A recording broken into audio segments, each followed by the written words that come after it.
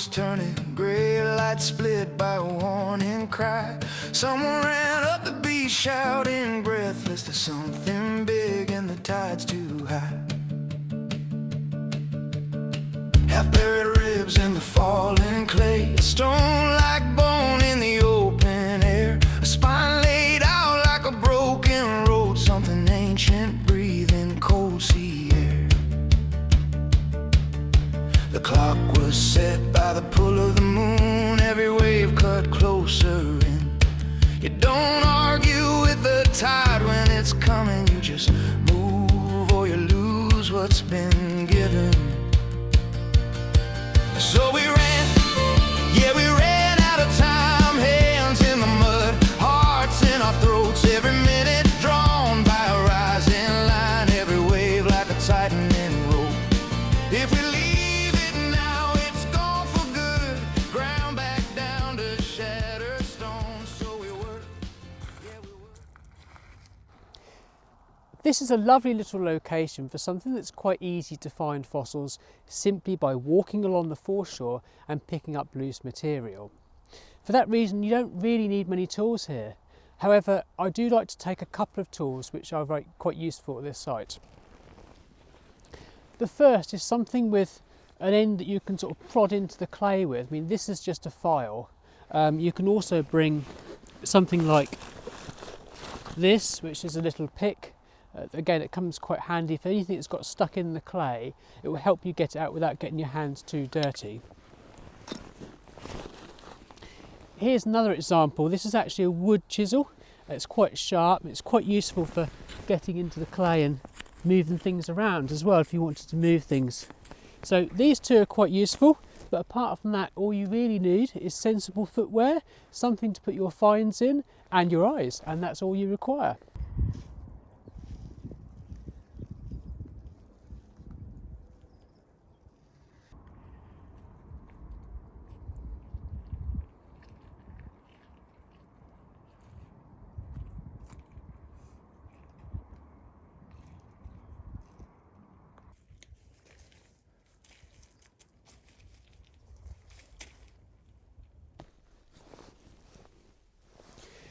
So I've just been searching in this shingle for about 15 minutes or so now, and it's amazing what can actually be found in just a small area. One of the most common finds you'll make here is actually a worm tube. Now these worm tubes are actually called trace fossils. A trace fossil isn't the actual fossil itself, but it's actually a mark of where the animal has been or was. In this particular case, these worm tubes are where the sediment in the mud has been disturbed as the worm passes through, leaving these shapes which are where the worm would have been. Now if we just have a look here, we will see there is so many different shapes and formations of where these worms have left their mark. Here's just a few of them. These particular worm tubes have actually been identified to the species of worm called Cycloserpiola, and these are what can be found all over the beach here at Wyke Regis.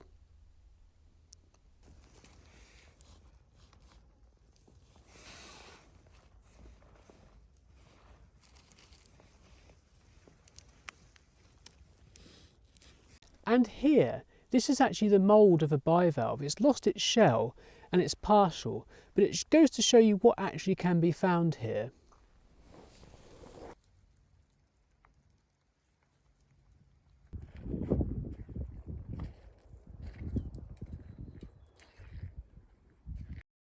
The west side of Wyke Regis exposes the Jurassic Lower Kimmeridge clay in the small cliffs and the foreshore. Below this clay, the upper beds of the coralline can be seen mostly in the loose rocks, though foreshore and cliff exposures are often covered by slips.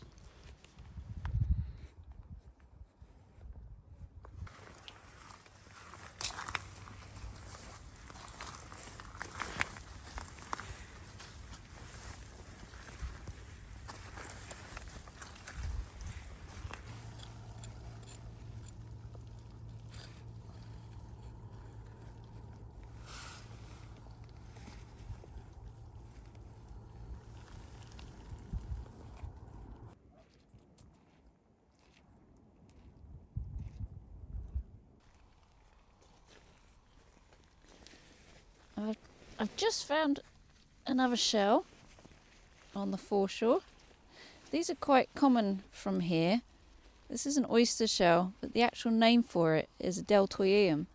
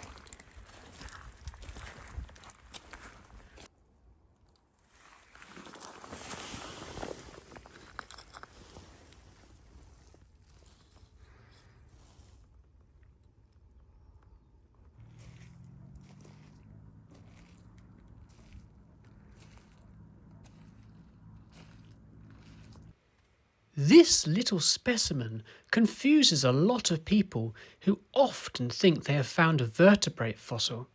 They are actually broken sections from the inside of an ammonite.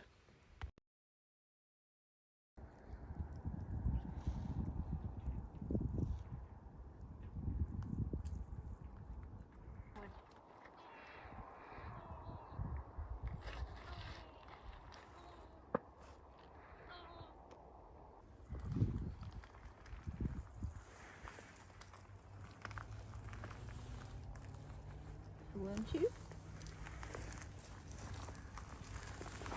Oh, look.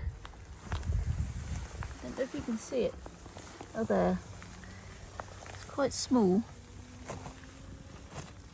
but it's actually a fragment of lobster.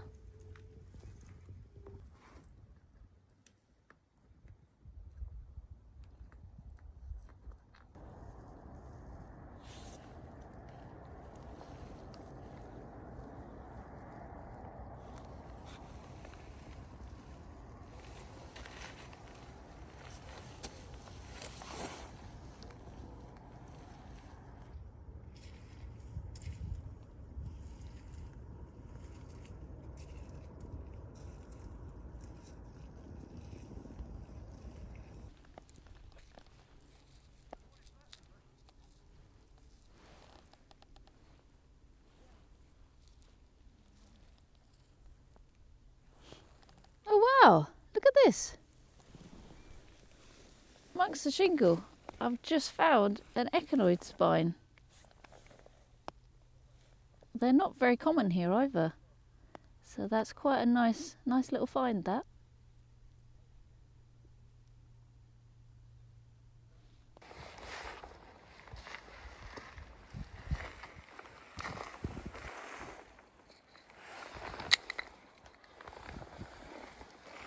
Here's another oyster shell. Again, they are quite common here. It's in a bit more better condition. Still not totally complete, but it's not too bad.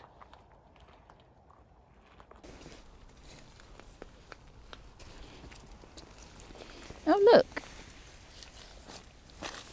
I've just found this partial shell, which is called a trigonia.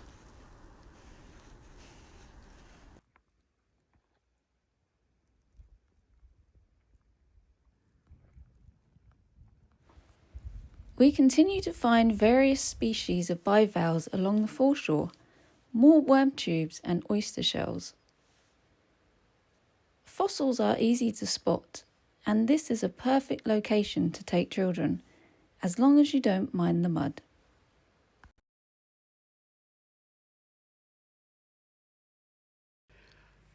Unfortunately, we didn't find any reptile bones today.